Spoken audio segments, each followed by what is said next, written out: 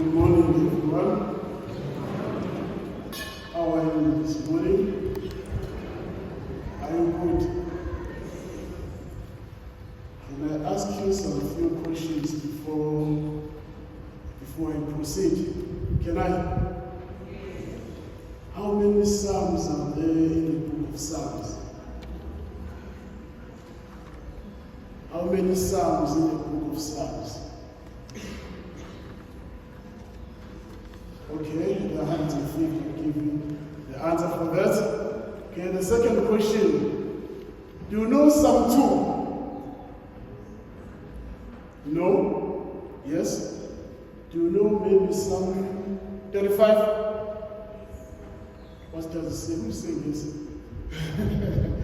What does it say without reading?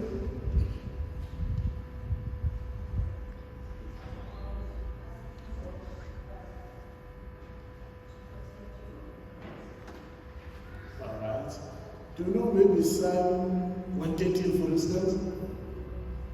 140? 148? Do you know Psalm 23?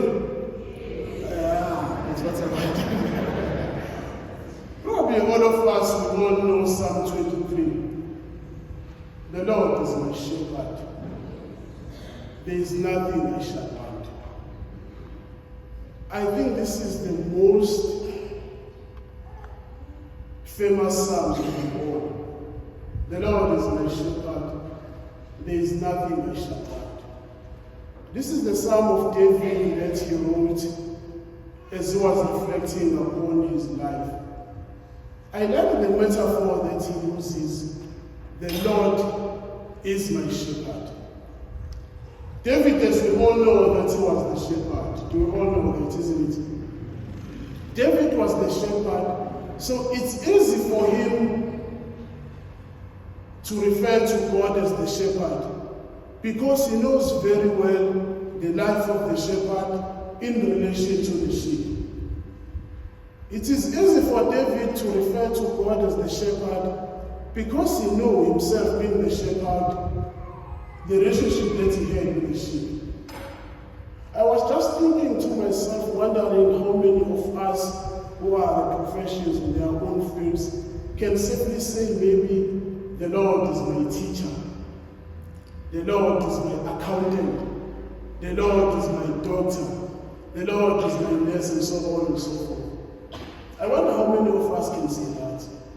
Why am I saying that? Because David, if he had not been the good shepherd, he wouldn't think of God being the shepherd. If you yourself has not been the good teacher, for instance, you wouldn't think of God being the good teacher to you. If you yourself has been exploiting people in your own field, in your own profession, you wouldn't think of God being that profession that you are. So David is saying the Lord is my shepherd because he knows very well the relationship that he had with the sheep in the field. Then he goes on to say, to list the things that the shepherd do to his sheep. He leads me to the green pastures, he leads me through the dark valleys, and so on and so forth.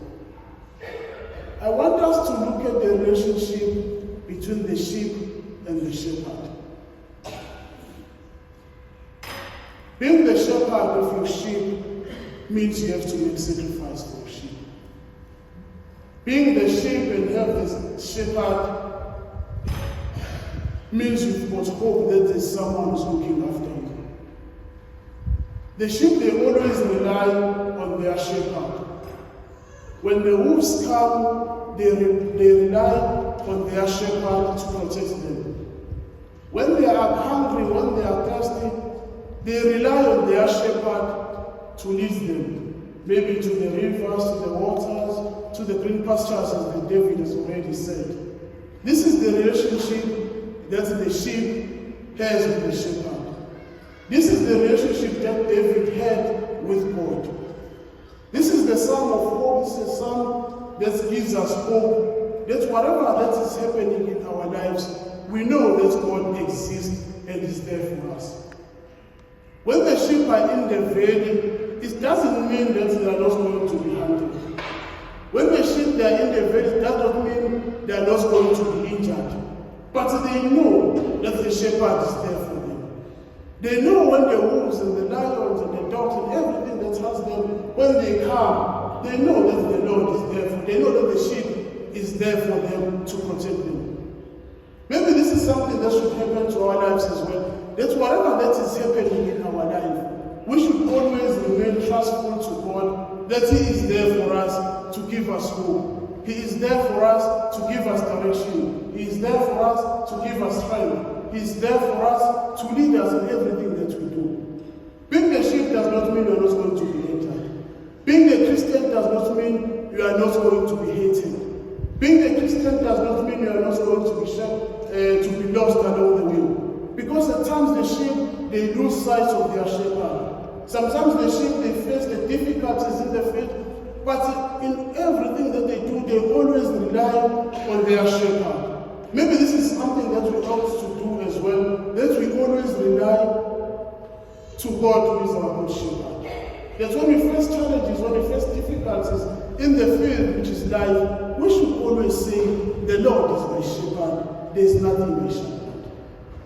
The second thing that I would like us to look at is the first reading from the prophet Isaiah. The prophet Isaiah is prophesying about the days that will come where the Lord will bring His people, will gather His people on the mountain, and He will feed them, will host the feast for them. And there's something that the prophet Isaiah is saying, that the Lord will wipe away their tears.